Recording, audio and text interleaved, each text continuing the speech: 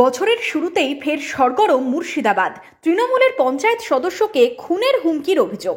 পঞ্চায়েত সদস্যের বাড়ির সামনে ফেলে রাখা সাদা থান, ধূপকাঠি, গুলি, হুমকি পোস্টার সহ অন্ত্যেষ্টিক্রিয়ার সামগ্রী। শুক্রবার সকালে ভয়ঙ্কর কাণ্ড দেখে শোরগোল নওদার গঙ্গাধারী এলাকায়। জানা গেছে, নওদার মধুপুর গ্রাম পঞ্চায়েতের সদস্য মনিরুল ইসলাম সিমেন্টের ব্যবসা করেন। তার পুরনো বাড়ির সামনে এদিন সাদা থান, গোলাপ জল, হুমকি পোস্টার পড়ে থাকতে দেখেন পরিবারের লোকজন। খবর জানাজানি হতেই ভিড় জমতে থাকে এলাকার মানুষদের। খবর দেওয়া হয় নওদা থানাতেও। আগে কংগ্রেস করলেও বর্তমানে তৃণমূলে রয়েছেন মনিরুল।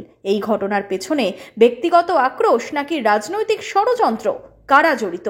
আতঙ্কিত পঞ্চায়েত সদস্য কি বলছেন? মনে হচ্ছে রাজনৈতিক চক্রান্ত আছে কিছু একটা। পুলিশকে বলেছি, পুলিশের উপর আস্থা আছে, সঠিক তদন্ত করবে। রাজনৈতিক বলতে বিরোধী কাদেরকে করছেন চাইছেন? এখানে তো কংগ্রেস আর তৃণমূল আছে, অন্য কিছু নেই। আর তাছাড়া আমাদের গঙ্গাধারী দেখুন, আমাদের সঙ্গে ব্যক্তিগত ঝামেলাও কারো নেই। কোনো আশেপাশে কারোর সঙ্গে সেরকম না, কোনো সূত্রতা নেই। তাহলে রাজনৈতিক কি মনে করছি, মনে হচ্ছে। হ্যাঁ, তাহলে কি কংগ্রেসের দিকে হতে পারে। পুলিশ তদন্ত করে সেটা দেখবে। আপনাদের কি অভিযোগ কি কংগ্রেসের দিকে?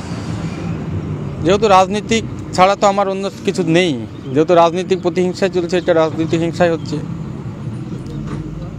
আর এখানে তৃণমূলের গোষ্ঠীদ্বন্দ্ব নেই, তৃণমূল একটাই আছে, তৃণমূল আর কংগ্রেস আছে গঙ্গাধারীতে। আতঙ্কে মনিরুল ইসলামের পরিবার, কারা জড়িত তদন্তের দাবি উঠছে। আতঙ্ক হয়ে আছি তো, যেরকম আমার ঘটনা, আমার স্বামী রাজনীতি করেছে 15 বছর, আমি করেছি 5 বছর, তারপরে আমার ছেলেদেরকে দিয়েছি। আপনি কি আগে কোনো পঞ্চায়েতে? আমি পঞ্চায়েতের মেম্বার ছিলাম, কংগ্রেস থেকে ছিলাম। কত সালে ওটা? তো 10-25 বছর হয়ে গেল। আগে কংগ্রেসের ছিল? হ্যাঁ। এখন এখন আমার ছেলে দাঁড়িয়েছে কোন দল থেকে? তৃণমূল থেকে। Running member? রানিং মেম্বার আছে আমার ছেলে। কোন পঞ্চায়েতে? মধুপুর 4 নম্বর জিবি পঞ্চায়েত। মধুপুর গ্রাম পঞ্চায়েত। এখন কি চাইছেন? আমি কিছু চাইছি না, আমার খুব কষ্ট, ছেলে মানুষ হয়েছে, ছেলেদের মা হারা। আমি চাই সুস্থভাবে বিচার চাই। ইতিমধ্যেই নওদা থানায় অভিযোগ দায়ের মনিরুল ইসলামের। ব্লক নেতৃত্বকেও জানিয়েছেন পঞ্চায়েত সদস্য।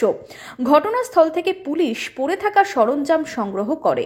ঘটনায় আতঙ্ক ছড়িয়েছে গোটা এলাকায়। তদন্ত শুরু হয়েছে। নওদা থেকে মামিনুল ইসলামের রিপোর্ট, ইমাজিন কমিউনিটি মিডিয়া।